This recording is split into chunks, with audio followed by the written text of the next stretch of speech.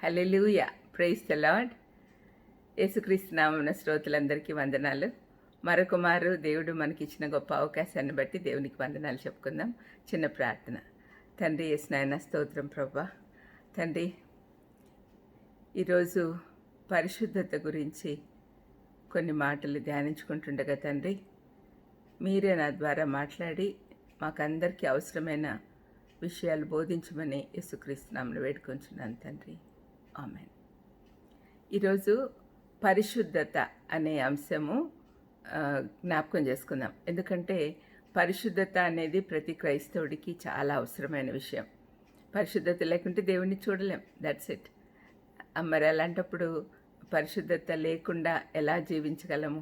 పరిశుద్ధత అంటే ఏంటి అనే విషయం కూడా మనము జ్ఞాపకం చేసుకోవాలి. పరిశుద్ధత అంటే దేవునికి ఇష్టం లేని పనులు చేయకుండా, పాపం చేయకుండా ఉండుట. పాపం అంటే ఏంటి అంటే చాలా విషయాలు ఉన్నాయి. పాపము అంటే దేవునికి ఇష్టం లేనిది ఏమీ చేయకూడదు. అది దేవుడి ఆజ్ఞలు పాటిస్తూ దేవుని వాక్య ప్రకారం నడుచుకోవడమే పరిశుద్ధతలోకి నడిపిస్తుంది. మరి ఈ రోజు మనం టాపిక్ ఏంటంటే కొన్ని విషయాలు. పవిత్రత అంటే ఏంటి, పవిత్రతలో ఎలా, అసలు మనకెందుకు పవిత్రతలో ఎలా వస్తుంది, మళ్ళీ ఎలా నిలుపుకోవాలి, ఈ 4 అంశాలు మనం ధ్యానించుకుందాం. మొదటిగా పవిత్రత అంటే ఏంటి? పవిత్రత లేక పరిశుద్ధత. యాక్చువల్గా బైబిల్లో ఒక బుక్ అంతా, ఒక గ్రంథం అంతా, 66 గ్రంథాల్లో ఒక గ్రంథం కేవలం పరిశుద్ధత కోసం కేటాయించబడిందని మీలో కొంతమందికి తెలిసి ఉండొచ్చు. లేవియకాండం, పాత నిబంధనలో లేవియకాండంలో మొత్తం గ్రంథమంతా చూస్తే మొదటి 7 అధ్యాయాలు బలుల గురించి, బలుల విధానం. బలులు అంటే ఏంటి? దేవుడికి అర్పించేది. దాని రక్తం ద్వారా మనల్ని మనం కప్పుకొని బలులు అర్పించిన పశువు రక్తంతో ఆ కాలంలో, ఇప్పుడు మనకు అవసరం లేదు, మనకి యేసుప్రభు రక్తం ఉంది కాబట్టి ఒక్కసారి మనము యేసుప్రభు రక్తం మీద విశ్వాసం ఉంచి ఆయన రక్తం ద్వారా మన పాపాలన్నీ పరిష్కరించబడతాయి, పాపాలన్నీ తొలగించబడతాయి, పాపాలన్నీ కడుగువేయబడతాయి అనే విశ్వాసంతో ముందుకు సాగితే అది సరిపోతుంది.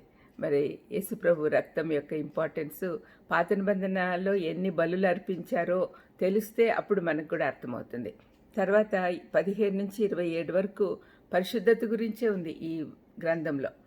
ఈ గ్రంథంలో ముఖ్య వచనం ఏంటంటే ఇదేంటి, 11వ అధ్యాయంలో 44-45లో నేను పరిశుద్ధుడను గనుక మీరు పరిశుద్ధులై ఉండినట్లు మిమ్మల్ని మీరు పరిశుద్ధపరచుకొనవలెను అని. తర్వాత మళ్ళీ 45లో నేను పరిశుద్ధుడను కనుక మీరు పరిశుద్ధులు కావలెను. ఇదే మాట మళ్ళీ నూతన నిబంధనలో కూడా ఉంది. ఈ విధంగా పరిశుద్ధత గురించి దేవుడు చాలా ఇంపార్టెన్స్ ఇచ్చాడు. దేవుడు ఆదాం హవ్వను సృష్టించినప్పుడు వాళ్ళలో అపరిశుద్ధత ఏమీ లేదు, పరిశుద్ధంగా ఉన్నారు, వాళ్ళు పరిపూర్ణులుగా ఉన్నారు. మరి ఆదాము హవ్వలు ఏదెన్ తోటలో ఉన్నప్పుడు వాళ్ళలో పరిశుద్ధత ఉంది, పరిశుద్ధత ఉంది కాబట్టి దేవునితో సహవాసం చేయగలిగారు. ఎప్పుడైతే హవ్వ సైతాను శోధనలో పడి తినద్దన్న పండు తినిందో ఆ రోజు నుంచే పాపం ఎంటర్ అయింది. పాపము కేవలం ఆదాం హవ్వలకే కాకుండా ఆదాము నుంచి వచ్చిన మనం అందరికీ కూడా సంక్రమించింది. అది ఎవరిని వదిలిపెట్టదు. పాపము, ఈ లోకంలో నీతిమంతులు ఎవరూ లేరు, అందరూ పాపం చేసి దేవుడు అనుగ్రహించిన మహిమను పొందలేకపోతున్నారు. మరి తిరిగి దేవుని సన్నిధికి వెళ్ళాలి, తిరిగి దేవుని బిడ్డలు అవ్వాలి, తిరిగి మనం ఏదైనా తోటలోకి వెళ్ళాలి అంటే కేవలం ఒకటే మార్గం, పరిశుద్ధత. ఈ పరిశుద్ధత ఎంత అవసరమో మనకు తెలుసుకోవాలి. పరిశుద్ధత అంటే ఏంటి అని ముందు చూసుకుంటే కీర్తన 24:3-4 వచనాల్లో యెహోవా పర్వతమునకు ఎక్కదగిన వాడెవడు అని కీర్తనకారుడు అంటున్నాడు. ఎవరు అంటే ఆయన పరిశుద్ధ స్థలంలో నిలవదగిన వాడెవడు? వ్యర్థమైన దాని యందు మనసు పెట్టకయు, కపటముగా ప్రమాణము చేయకయు, నిర్దోషమైన చేతులను శుద్ధమైన హృదయమును కలిగి ఉండువాడే. ఇది కీర్తనకారుడు ఇచ్చిన డెఫినేషన్. పరిశుద్ధత అంటే ఏంటంటే వ్యర్థమైన దాని యందు మనసు పెట్టకూడదు, కపటముగా ప్రమాణం చేయకూడదు. నిర్దోషమైన చేతులు, శుద్ధమైన హృదయం కలిగి ఉండేవాడే పరలోకానికి వెళ్ళగలడు, పరిశుద్ధంగా ఉండగలడు. యెహోవా పర్వతం మీద ఆయన ఎదుటగా నిలబడగలడు, పరిశుద్ధ స్థలంలో నిలబడగలడు. తనతో సంబంధం కలిగి ఉండాలంటే పవిత్రత అనేది ప్రాముఖ్యమైనది అని దేవుడు స్పష్టీకరించాడు. అపవిత్రతో ఉంటే ఆయన సన్నిధికి కూడా మనం వెళ్ళలేం. ఈ అపవిత్రత అంటే ఏంటి, ఎలా పొందుకోవాలి, ఎలా ఉంచుకోవాలో మనం చూద్దాం. మన లోకంలో ప్రతి దినం పెరుగుతున్న అపవిత్రతతో దేవుని సన్నిధిలో మనం నిలబడలేం. కీర్తనకారుడు చెప్పిన పవిత్రత ఏంటో అర్థం చేసుకోవడానికి ముందుగా నిర్దోషమైన చేతులు, శుద్ధ హృదయం అంటే ఏంటో కూడా తెలుసుకోవాలి. నిర్దోషమైన చేతులు అంటే శుభ్రంగా ఉండాలి, సబ్బునీటితో చేతులు శుద్ధి చేసుకునటానికి కాదు, కానీ ఒప్పుకొని పాపాలు, పశ్చాత్తాపపడని పాపాలు లేని చేతులని అర్థం. మనం చేసిన పాపాలన్నీ ఎప్పటికప్పుడు మనం దేవుని సన్నిధిలో ఒప్పుకొని క్షమాపణ పొందుకోవాలి. దీనికి వాడబడిన హెబ్రీ పదము నాకీ, NAWKEE. ఈ హెబ్రీ పదము అర్థం ఏంటంటే నిర్దోషిగా ఉండుట, ఎలాంటి తప్పు చేయనివాడు. దీన్ని నూతన నిబంధనలో తప్పులేనితనంగా చెప్పచ్చు. మన పాపాలు ఒప్పుకొని దేవుని క్షమాపణ పొందినప్పుడు దేవుని ఎదుట నిర్దోషమైన చేతులతో నిలబడతాం. ఇది అందరికీ అవసరమైన సందేశం కాబట్టి దయచేసి శ్రద్ధగా గమనించండి. ఇది ప్రతి క్రైస్తవుడికి మ్యాండేటరీ, తప్పనిసరి. పరిశుద్ధంగా ఉండడం అనేది అది తప్పించుకోలేము. మనం పరిశుద్ధంగా ఉంటేనే మనం పరలోకానికి వెళ్ళగలము అనే విషయం తెలుసుకోవాలి. నిర్దోషమైన చేతులు, మన చేతులతో ఏ తప్పులు చేయకూడదు, మన చేతులతో ఏ చెడ్డ పని చేయకూడదు, దేవునికి ఇష్టం లేని పని ఏం చేయకూడదు. మన చేతులతో చేసే కార్యముల వల్ల మన జీవితం పాడవకూడదు, అది మనం చూసుకోవాలి. తర్వాత శుద్ధమైన హృదయం. ఆత్మీయంగా అపవిత్రతతో నిండిపోయిన ఈ లోకంలో దేవుని మహిమార్థం నిలబడాలి అంటే మనకు శుద్ధ హృదయం కావాలి. ఈ మాటకు వాడబడిన అరామిక్ పదము బార్. దాని అర్థం ఏంటంటే శుద్ధమైనది. ఇదే పదానికి వాడబడిన హెబ్రీ పదము బరార్. దాని అర్థము కడుగుట, పవిత్రపరచుట, మెరుపు తెచ్చుట లేదా రుజువు చేయుట. ఈ 4 పదాలు శుద్ధ హృదయం అనే పదాన్ని వివరిస్తాయి. కడుగుట, పవిత్రపరచుట, మెరుపు పాలిష్ చేయడం అన్నమాట. తర్వాత రుజువు చేయుట. ఈ మాటలు లోతుగా చూద్దాం. కడుగుట, కీర్తన 51:7లో, కీర్తన 51వ కీర్తన అందరికీ తెలిసే ఉంటుంది. దావీదు పశ్చాత్తాప హృదయంతో పాడిన పాట అది. బెత్షెబాతో తప్పు చేసినప్పుడు ఎవరు చూడలేదు, ఎవరికి తెలియదు అనుకున్నాడు. కానీ ఎప్పుడైతే దేవుడు ప్రవక్త ద్వారా పంపించాడో అప్పుడు తన పాపం తను రియలైజ్ అయ్యి తర్వాత నన్ను కడుగు, నన్ను శుద్ధీకరించు అని చెప్పి దేవుని సన్నిధిలో పశ్చాత్తాప హృదయంతో పాటలు కీర్తన రాస్తాడు. నేను పవిత్రుడు నగినట్టు హిస్సోపుతో నా పాపం పరిహరింపుము, హిమం కంటేను నేను తెల్లగా ఉండినట్టు నన్ను కడుగుము అని దేవుడికి మొరపెడుతూ ఉన్నాడు. తన పాపాలు కడగమని, వాటిని కప్పివేయమని, తుడిచివేయమని అడుగుతున్నాడు. దేవుని మహాకృప వల్ల మన పాపాలను కడుగుటకు మనకినాడు యేసయ్య రక్తం ఉంది. శుద్ధ హృదయము క్రీస్తు రక్తంతో కప్పబడుతుంది.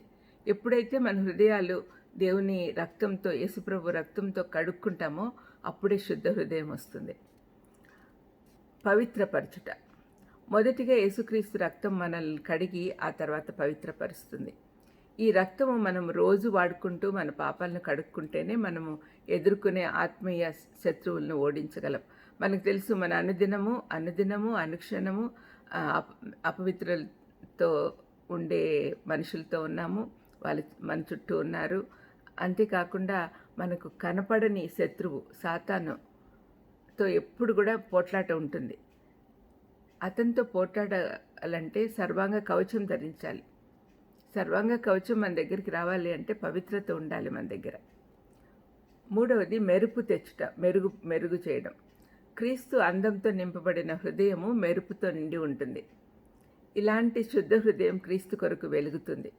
మన పాపము అనే మట్టితో కప్పబడిన హృదయాన్ని మనం కడుక్కోవాలి. ఇహలోకంలో ఉన్నదంతా పాపమే కదా, అదంతా కూడా మన హృదయాన్ని కలుషితం చేస్తుంది. కలుషితం చేసిన హృదయాన్ని రుద్దుకోవాలి యేసుప్రభు రక్తంతో. ఆ రుద్దుడు రుద్ది కడగాలి. ఆ రుద్దుడు కొన్నిసార్లు దేవుడు గట్టిగా రుద్దాడంటే దాని అర్థము మనకు మెరుగు పెడుతున్నాడని. ఆ మెరుపు తన కుమారుడైన క్రీస్తు కొరకని అర్థం. రోమా 8:29లో మనం దేవుని స్వరూపంలోనికి మారడానికి ఎన్నుకోబడ్డాము అని వ్రాయబడింది. అందుకని మనము దేవునిచే రుద్దబడాలి. అంటే శ్రమల్లోకి పోవాలి. శ్రమ పడినప్పుడు మనం శుద్ధీకరించబడతాం. తర్వాత రుజువు చేయుట. మనం పరీక్షింపబడి దేవుని ఎదుట అంగీకరించబడి యథార్థవంతులుగా నిలబడతాము అని రుజువు చేయాలి. అంటే మన చుట్టూ ఉన్న వాళ్ళందరికీ మనము దేవుని బిడ్డలము, మనం పరిశుద్ధులుగా ఉన్నాము అని తెలుసుకోవాలి. ఆ విధంగా మన జీవితాలు కడగబడాలి, శుద్ధి చేయబడాలి, మెరుగు చేయబడితే అప్పుడు ఇతరులకు మన హృదయం అందంగా కనపడుతుంది. మన మొహంలో దేవుడి వెలుగు స్పష్టంగా ఇతరులకు కనపడుతుంది. అప్పుడే మనము దేవుడు మనల్ని అంగీకరించాడు అనే సత్యము మనకు ఆనందం ఇస్తుంది. మనల్ని చూసే వాళ్ళకు కూడా వీళ్ళు అవును దేవుని బిడ్డలు, వీళ్ళు నిజంగా వీళ్ళు దేవుని బిడ్డలు అనే సంగతి వాళ్ళకి అర్థం అవ్వాలి. మనం అదే సాక్ష్యంగా నిలబడ్డాం ఈ లోకంలో. అంటే ఈ లోకంలో సాక్షిగా నిలబడాలి అంటే మనము ఏం చేస్తున్నాం, దేవుని కోసం మనం ఏం చేస్తున్నాం, మన నిర్దోషమైన చేతులు, పరిశుద్ధమైన హృదయం ఉందా లేదా అని అందరు గమనిస్తూ ఉంటారు. తర్వాత ఈ పరిశుద్ధత మనకెందుకు అనే సత్యం మనకు తెలియాలి. పరిశుద్ధత మనకెందుకు? కీర్తన 24:1-2లో కీర్తనకారుడు ఏమంటున్నాడంటే, భూమియు దాని సంపూర్ణతయు, లోకమును దాని నివాసులను యెహోవాయే. ఆయన సముద్రముల మీద దానికి పునాది వేసెను, ప్రవాహ జలముల మీద దాన్ని స్థిరపరచను. పవిత్రత అనేది ప్రతి విశ్వాసికి తప్పనిసరి అని అనుకున్నాం కదా. దేవుడు మన నుంచి కోరుకునేది పవిత్రత. పవిత్రంగా ఉండండి అని ఆదేశిస్తున్నాడు. అది లేకుంటే దేవునితో సంబంధంలో ఆనందం కలిగి ఉండలేం. మనం దేవునికి చెందిన వారము అనే దానిపై మన ఆత్మీయ పవిత్రత ఆధారపడి ఉంటుంది. ఆయన మన సృష్టికర్త, విమోచకుడు కాబట్టి మనం పరిశుద్ధంగా ఉండాలి. దేవుడు మనల్ని సృష్టించినప్పుడు పరిశుద్ధులుగాను నిష్కల్మషులుగాను చేశాడు. పాపంలోనికి ప్రవేశించే వరకు అదే నిజంగా ఉంది. పాపం వల్ల మనము సృష్టికర్తతో సంబంధం పోగొట్టుకున్నాం. సృష్టికర్తతో అనుబంధం కలిగి ఉండాలంటే తప్పక పవిత్రమైన జీవితం గడపాల్సి ఉంటుంది. మనం దేవునికి చెందిన వారం, అది మనకు తెలుసు. ఎందుకంటే కుమారుడైన దేవుడు యేసుప్రభు మన పాప పరిహారం చెల్లించుటకై ప్రాణం పెట్టాడు. మనం ఆయన సొత్తు అని 1 కొరింథీలో 6:19-20లో పౌలు చెప్తూ ఉన్నాడు. మనము ఇక మీదట మనకు చెందిన వారం కాదు, మనం దేవునికి సొంతము అని. కాబట్టి మనం పాపరహితమైన జీవితం జీవించబద్ధులమై ఉన్నాం. అంటే మనం దేవునికి చెందిన వారం కాబట్టి, ఆయన పవిత్రుడు కాబట్టి, ఆయన బిడ్డలంగా మనం కూడా పవిత్రంగా ఉండాలి అని దేవుడు కోరుకుంటూ ఉన్నాడు. ఈ ఇహలోక పరంగా ఆలోచిస్తే ఒక రాజు ఉన్నాడు అనుకుందాం. ఒక రాజు కుమారులు అతని పొజిషన్కు సరిపడా జీవించాలి కదా. రాజు కొడుకులు అడుక్కునే వాళ్ళలాగా ఉండలేరు. మనము దేవుని బిడ్డలం, దేవునికి సంబంధించిన వాళ్ళం, దేవుని సొంతం. మరి అలాంటప్పుడు మనం కూడా దేవునికి యోగ్యత, ఆయన కుమారులుగా కుమార్తెలుగా అనిపించుకోవడానికి యోగ్యత కలవారంగా ఉండాలి. అది దేవుడు ఆశిస్తూ ఉన్నాడు. నైతిక బాధ్యత కూడా, ఎందుకంటే ఆయన మన కోసం ప్రాణం పెట్టాడు కాబట్టి. ఆయన పరిశుద్ధంగా ఉండాలంటే దేవుని సహాయం మనకు అవసరం, మనంతటా మనం ఉండలేం. యేసుక్రీస్తు రక్తం యొక్క శక్తి ద్వారా మనల్ని పవిత్రపరచుకోవచ్చు. మన పాపాలు ఒప్పుకుంటే దేవుడు నమ్మదగినవాడు, నీతిమంతుడు కాబట్టి పాపాలు క్షమిస్తాడు. 1 యోహాను 1:19లో మనకు కనపడుతుంది. చెప్పసఖ్యంగాని శక్తి గలవాడు మన సృష్టికర్త అయిన దేవుడు. ఆయనతో సరైన సంబంధం కలిగి ఉండాలి అంటే తప్పనిసరిగా పవిత్రత అవసరం. ఆయన పరిశుద్ధుడు కాబట్టి అపరిశుద్ధతతో మనం ఆయనను సమీపించలేం. మన పాపాలను ఒప్పుకొని పూర్ణ హృదయంతో ఆయనను వెదకి ఆయన కొరకు దుప్పి నీటి వాగుల కోసం ఆశపడినట్లుగా మనం ఆయన కొరకు ఆశ కలిగి ఉంటే ఆయన శక్తితో మనలను పరిశుద్ధపరుస్తాడు.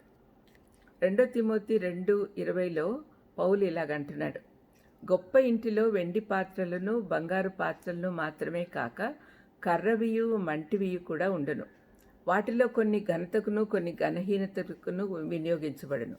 దేవుడు తన పనులలో బంగారువి కర్రవి అన్నీ వాడతాడు, కానీ అపవిత్రమైన పాత్రలు ఆయనకు పనికిరావు. అవి వాడాడు ఆయన. మనకు అద్భుత తలాంతులు ఉండొచ్చు, మనం చాలా ధనవంతులమై ఉండొచ్చు. దేవుడికి ఇవేమీ అవసరం లేదు, ఆయన లెక్క పెట్టాడు. ఆయన మనం ఎంత పవిత్రత కలిగి ఉన్నామో అది మాత్రమే చూస్తాడు. పవిత్రులను మాత్రమే వాడుకుంటాడు. ఒక పవిత్ర విశ్వాసి దేవుని చేతిలో ఒక ఆయుధం లాంటివాడు. మనం ఎప్పుడు అది గుర్తుపెట్టుకోవాలి. బలమైన ఆయుధాలుగా ఉంటాం మనం. నిర్దోషమైన చేతులు, శుద్ధమైన హృదయం కలిగి ఉంటేనే దేవుడు తన పరిచర్యలో మనల్ని వాడుకుంటాడు. ఈ సత్యం కూడా మనం తెలుసుకోవాలి. మనం పవిత్రంగా ఉంటే దేవుని యొద్ద నుండి ఆశీర్వాదాలు పొందుతాం. మనకు ఎందుకు పరిశుద్ధత అంటే, దేవుని దగ్గర నుంచి ఆశీర్వాదాలు కావాలంటే మనం పరిశుద్ధులుగా ఉండాలి. మరి హృదయం పరిశుద్ధంగా ఉంటే వారిని దేవుడు ప్రేమిస్తాడు, వారిని ఆశీర్వదించడానికి సిద్ధంగా ఉంటాడు. సిహెచ్ స్పర్జన్ గారు ఒక గొప్ప దైవ సేవకుడు, ఆయన ఈ విధంగా అంటున్నాడు: దేవుడు మన పాపాలు క్షమించినప్పుడు ఇంకా క్షమిస్తూనే ఉంటాడు. ఆయన మనలను నీతిమంతులుగా చేస్తాడు. ఆ తర్వాత తన కుటుంబంలోకి కుమారులుగా దత్తత తీసుకుంటాడు. మనల్ని పరలోకానికి సిద్ధపరుస్తాడు. తన కృపను కుమ్మరిస్తాడు. ముసలితనం వచ్చేంత వరకు కూడా మనల్ని సంరక్షిస్తాడు. ఆ పైన నిత్యత్వంలో కూడా మనకు తోడుగా ఉంటాడు. మనం పవిత్రంగా ఉంటే ఇవన్నీ మనకు వచ్చినట్టే. కాబట్టి పవిత్రంగా ఉండడము తప్పనిసరి అని మనం అర్థం చేసుకోవాలి.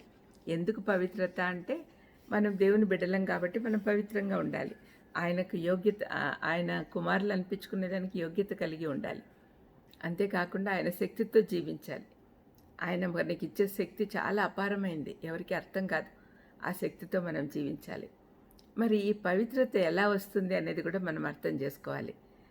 పవిత్రత అంటే ఏంటి అని చూసుకున్నాం. పవిత్రత అంటే పవిత్రత ఎందుకు అవసరం అని చూసాము.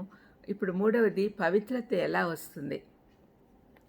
2 పేతురు 3:12లో మీరు పరిశుద్ధమైన ప్రవర్తనతోనూ భక్తితోనూ ఎంతో జాగ్రత్త గలవారై ఉండాలని ఒక ఆదేశం ఇస్తున్నాడు. దేవుడు పేతురు ద్వారా చెప్తూ ఉన్నాడు. అయితే ఈ పరిశుద్ధత ఎలా వస్తుందో చూద్దాం. పాయింట్ వైజ్ చెప్తే మీకు బాగా గుర్తుంటుంది కాబట్టి పాయింట్స్ చెప్తున్నాను. మొదటిది, నువ్వు ఏం చూస్తున్నావో దాన్ని బట్టి జాగ్రత్తగా ఉండాలి. చెడు చూడొద్దు, చెడు వినొద్దు, చెడు మాట్లాడవద్దు అని గాంధీజీ 3 కోతి బొమ్మలు చూపిస్తాడు చూడండి. అది మనం ఆచరించాలి. పవిత్రంగా ఉండాలి అంటే చెడ్డది చూడకూడదు. 2 సమూయేలు 11లో దావీదు, బెత్షెబా, యూరియా వాళ్ళ కథ వ్రాయబడి ఉంది. ఒకసారి మీరు చాప్టర్ అంతా మీరు చదవండి. మొదటి 5 వచనాల్లో దావీదు పాపం కనపడుతుంది. దావీదు జీవితంలో అవి చీకటి గడియలు. ఒక సాధారణమైన విషయము పదే పదే చూడడం వల్ల భయంకరమైన పాపంలోకి దారితీసింది. బెత్షెబా స్నానం చేస్తుంటే చూశాడు. చూసిన తర్వాత పక్కకి వెళ్ళిపోయి ఉండొచ్చు. కానీ అసలు అలా జరిగి ఉంటే, వెళ్ళిపోయి ఉంటే ఆ పాపంలో పడేవాడే కాదు.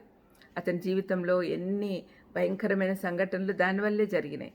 ఒక్కసారి చూడడం వల్ల ఏం కాదు, కానీ వెంటనే అదే పనిగా చూస్తేనే మనం పాపంలో పడతాం. ప్రస్తుత కాలంలో టీవీ, ఫోన్లు, తర్వాత ఇంటర్నెట్లు ఇవన్నీ చూస్తున్నాం కదా. కొన్నిసార్లు చూడకూడని సన్నివేశాలు కూడా కనపడతాయి. వెంటనే దాన్ని మార్చేయండి, అదే పనిగా చూడొద్దు. పోర్నోగ్రఫీ వల్ల మానవులంతా పాపంలో పడిపోతూ ఉన్నారు. పవిత్రంగా జీవించాలి అంటే నీ కన్నులను దేవుని ఆధీనంలో ఉంచాలి. నా కన్నులు పాపం చేయకుండానట్లు నన్ను కాపాడు అని కన్నుల మీద అధికారం దేవునికి ఇచ్చేసేయాలి. రెండవది, ఎక్కడికి వెళ్తున్నావో జాగ్రత్తగా గమనించాలి. చెడు ప్లేసులకి వెళ్తే చెడు పనులు చేసేదానికి అవకాశం ఉంటుంది. అందుకని మంచి ప్లేసులు అంటే మనము ఇహలోక పరంగా ఆలోచిస్తే సంఘాలకు, అంటే మందిరాలకు వెళ్ళడము, లేకపోతే విశ్వాసుల ఇళ్ళకి వెళ్ళడము, ఎవరికైనా సహాయం చేయడానికి వెళ్ళడము, ఇట్లాంటివన్నీ మంచి పనులు చేసేదానికి వెళ్ళడము, ఇవన్నీ ఉంటాయి. న్యాయాధిపతులు 15లో దేవునిచే ప్రతిష్ఠించబడిన వ్యక్తి సరైన స్థలాలకి వెళ్ళకపోవటం చేత పాపంలో ఎలా పడిపోతున్నాడో మనం స్పష్టంగా చూడగలం. ఒక్కసారి మీరు న్యాయాధిపతులు 15వ అధ్యాయం చదవండి. దేవుని పనికై నాజీరు గావించబడిన సంసోను ఒక స్త్రీ మోజులో పడి ఆమె ఇంట్లోకి వెళ్ళడం చూస్తున్నాం. ఆ తర్వాత న్యాయాధిపతులు 16:1 ఇది బాగా క్లియర్గా మనకు కనపడుతుంది. సంసోను గాజాకు వెళ్ళి వేశ్యనొకతిని చూసి ఆమె యొద్ద చేరెను. ఆమె ఇంటికి వెళ్ళిపోయాడు. అన్యుల ప్రాంతమైన గాజాకు వెళ్ళుట ఒక తప్పైతే, ఆ వేశ్యను చూసి ఆమె ఇంటికి వెళ్ళడం రెండో తప్పు. పాపం చేయకుండా ఉండాలి అంటే పౌలు తిమోతికి చెప్పిన సలహా పాటించాలి. 2 తిమోతి 2:22లో యవనుడైన తిమోతికి పౌలు అడ్వైస్ ఇస్తున్నాడు. యవనేచ్ఛల నుండి పారిపోమ్ము. మనకి ఎప్పుడు కూడా ఈ సంఘటన అనుకున్నప్పుడు మనకి యోసేపు గుర్తొస్తాడు. యోసేపు వాళ్ళ బాస్ భార్య టెంప్ట్ చేసినప్పుడు అక్కడ పాపం చేయకుండా నేను నా దేవుని ఎదుట ఎలా పాపం చేయగలను అని చెప్పి అక్కడి నుంచి పారిపోతాడు. అది సొల్యూషన్. కొన్నిసార్లు అదే పారిపోవడమే బెస్ట్ అనిపిస్తుంది. మూడవది, నీకేం కావాలో దాన్ని బట్టి జాగ్రత్త పడు. నువ్వు చెడ్డదాన్ని కోరుకుంటే దానివైపే నీ మనసు లాగుతూ ఉంటుంది. పరిశుద్ధంగా ఉండాలనుకుంటే మనం దేవుని సన్నిధిని కోరుకోవాలి. ఆయన వాక్యం నేర్చుకోవాలని, ఆయన సన్నిధిలో ప్రార్థనలో గడపాలని ఆశించాలి. నిత్య జీవానికి అవసరమైనవి కావాలనే ఆశ మనలో ఉంటేనే పరిశుద్ధంగా ఉండగలం. 4వది, ఏ దాన్ని గురించి ఆలోచిస్తున్నావో వాటిని బట్టి జాగ్రత్తగా ఉండు. నీ మనసులోకి ఏ ఆలోచన వస్తుందో అది నీ జీవిత విధానంపై ప్రభావం చూపిస్తుంది. పరిశుద్ధంగా ఉండాలనే కోరిక ఉంటే మన ఆలోచనలు ఏ విధంగా ఉన్నాయో మనం చూసుకుంటాం. ఫిలిప్పి 4:8లో పౌలు ఈ విధంగా అంటున్నాడు. ఏవి సత్యమైనవో, ఏవి మాన్యమైనవో, ఏవి న్యాయమైనవో, ఏవి పవిత్రమైనవో, ఏవి రమ్యమైనవో, ఏవి ఖ్యాతి గలవో వాటి మీద ధ్యానమించుకొనుడి. 24 గంటలు మనల్ని మనం పరీక్షించుకుంటూ ఉండాలి. 5వది, నువ్వు ఎందుకు జీవిస్తున్నావో తెలుసుకొని జాగ్రత్త పడు. నువ్వు ఎలా జీవిస్తున్నావు అనేది నీ ఎందుకు జీవిస్తున్నావు అనే అంశం అర్థం చేసుకున్నట్టుపై ఆధారపడి ఉంటుంది. మనం జీవిస్తున్నది ఎందుకు అనే దానికి ఒక ముఖ్యమైన కారణం ఏమంటే, మనం తప్పనిసరిగా ఒక మంచి మార్గం ఉంటుంది.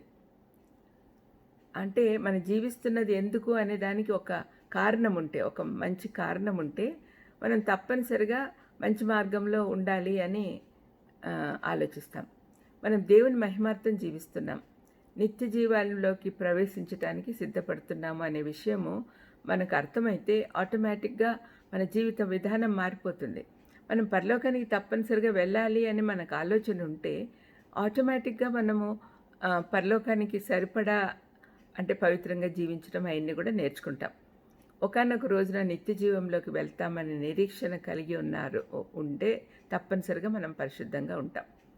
6వది, పరిశుద్ధంగా ఉండాలనే నిర్ణయం. ఇది చాలా ఇంపార్టెంట్. మనం పరిశుద్ధంగా ఉండాలని నిర్ణయించుకోలేకపోతే మనం ఏమీ ఆచరించలేం. నిర్ణయం తీసుకుంటేనే మన జీవితాల్లో పరిశుద్ధత మొదలవుతుంది. యోబు ఈ నిర్ణయం తీసుకున్నాడు కాబట్టి అతని మనసులో ఎప్పుడు పరిశుద్ధత కలిగి ఉన్నాడు. యోబు 27:5-8 వరకు చదవండి. దాంట్లో ఏమంటున్నాడంటే, మరణమగు వరకు నేనెంత మాత్రమును యథార్థతను విడువను, నా నీతిని విడువక గట్టిగా పట్టుకొందును అంటున్నాడు. మరి ఆ విధంగా ఒక నిర్ణయం తీసుకుంటే ఆ నిర్ణయం మీద మనము నిలబడేదానికి అవకాశం ఉంటుంది. తర్వాత లాస్ట్ విషయం ఏంటంటే, పవిత్రత ఎలా నిలబెట్టుకోవాలి. సరే, పవిత్రత ఎలా సంపాదించుకుంటామో అని నేర్చుకున్నాం. ఒకవేళ కష్టపడి మనం పవిత్రత సంపాదించుకుంటే తర్వాత చాలా శోధనలు ఉంటాయి. ఆ పవిత్రత ఎలా నిలబెట్టుకోవాలనే విషయం కూడా మనం జ్ఞాపకం చేసుకుందాం. కీర్తన 139:23-24లో, దేవా నన్ను పరిశోధించి నా హృదయం తెలుసుకొనుము, నన్ను పరీక్షించి నా ఆలోచనలను తెలుసుకొనుము, నీకు ఆయాసకరమైన మార్గం నా ఉన్నదేమో అని చూడుము, నిత్య మార్గమున నన్ను నడిపించుము. ఇది మనం అందరం చేయాల్సిన ప్రార్థన. తన పాపాలను వెదికి చూపించమని, తన ఆలోచనలు కూడా పరీక్షించమని దావీదు దేవుణ్ణి అడుగుతున్నాడు. దేవుడే మన పాపాలు చూపిస్తే పశ్చాత్తాపడి క్షమాపణ పొందే అవకాశం ఉంది. ఎందుకంటే ఎప్పుడు మనము తప్పు చేస్తున్నామని మనకు తెలియట్లా. దేవుడే మనకు చూపించాలి. మనం ఏం తప్పు చేస్తున్నామన్న ఆలోచన చాలామందికి వస్తుంది. అయితే దేవుడు మనకు చూపిస్తే తప్పనిసరిగా మనం పవిత్రంగా ఉంచుకోవాలి అంటే ఇది మన అనుదిన ప్రార్థన అంశం కావాలి. దేవునికి పరిశుద్ధత అంటే ఇష్టం కాబట్టి క్రైస్తవ్యానికి అదొక గుర్తుగా ఉండాలి. మన చేతులు మనసు పవిత్రంగా ఉన్నాయని మన గురించి ఇతరులు చెప్పుకుంటే దేవునికి మహిమ. పవిత్రతను ఎలా ఉంచుకోవాలో చూస్తాం. మొదటిగా మనం అర్థం చేసుకోవాల్సింది ఏమంటే, పవిత్రమైన సంబంధం దేవునితో కలిగి ఉంటే మనం పవిత్రంగా ఉండగలం. Birds of the same feather flock together అని ఇహలోకంలో ఒక మాట ఉంది. మనం దేవునితోనే ఉంటే దేవుని అలవాట్లు, దేవుని ఆలోచనలు మనకు కూడా వస్తాయి కదా! ఆయన స్వరూపంలోకి మారడానికి తొందరగా వీలైతుంది. దేవుని ఆత్మ మనలోని పాపం తీసేసి దాన్ని పరిశుద్ధపరుస్తాడు. పాపం అంటే మనలో అసహ్యం ఏర్పడాలి. రెండవది, పాపం అంటే మనం అసహించుకోవాలి. పాపం గురించి నిర్లక్ష్యంగా ఉండకూడదు. అది వింటేనే రోగం వచ్చినట్లు తలంచాలి. ప్రకటన 3:16లో దేవుడు లవొదికీయ సంఘంతో చెప్తున్నాడు, నువ్వు నిలువెచ్చగా ఉన్నావు కనుక నేను నిన్ను నా నోటి నుండి ఉమ్మివేయనుద్దేశించుచున్నాను. అంటే వెచ్చగా అన్నా ఉండు, చల్లగానే ఉండు. నిలువెచ్చగా ఉంటే మాత్రం నేను ఊరుకోను, నేను అసహించుకుంటాను అంటున్నాడు. ఈ లోకంలో ఉన్నంత వరకు పాపం లేకుండా పరిపూర్ణులుగా ఉండుట అసాధ్యం. అయితే పాపం అనేది సాధారణ విషయమే అన్నట్లుగా ఉండకూడదు.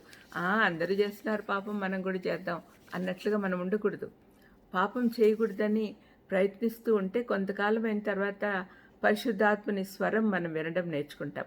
ఆయనే మనలను పవిత్రమైన మార్గంలో నడిపిస్తాడు. తర్వాత ఇంకొకటి ఏంటంటే, దేవునికి లెక్క అప్పచెప్పాల్సిన జాబితాన్ని కుదించి వేయాలి, తగ్గించుకోవాలి.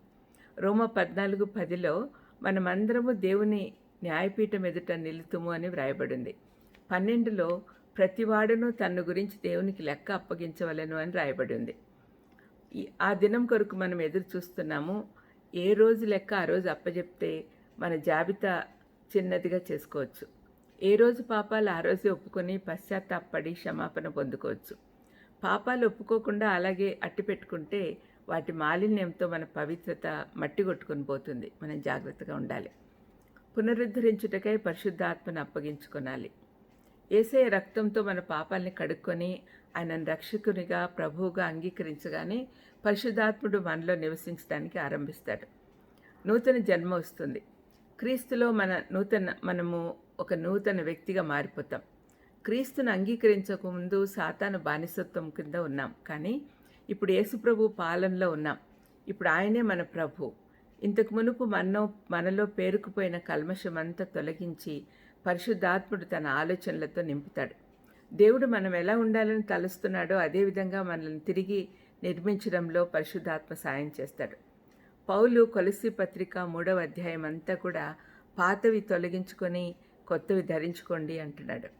పవిత్రులుగా ఆగుట, దాన్ని పోగొట్టుకోకుండా ఉండడం కష్టమే. కానీ మనలను మనం దేవుని చేతిలో పెడితే మనలో ఉన్న పరిశుద్ధాత్మ మనలను పవిత్రతతో కొనసాగించడానికి సహాయపడతాడు. ప్రతి క్రైస్తవునికి ఇదే గమ్యమై ఉండాలి. దయచేసి పవిత్రత చాలా ఇంపార్టెంట్ అనే విషయం మనం తెలుసుకొని ముందుకు పోదాం. చిన్న ప్రార్థన. దయామేడా యేసునాయన, స్తోత్రం ప్రభా. తండ్రి, పవిత్రులుగా ఉండేది మాకు నేర్పించమని యేసుక్రీస్తు నామమున వేడుకొంచున్నాం తండ్రి. ఆమెన్. God bless you.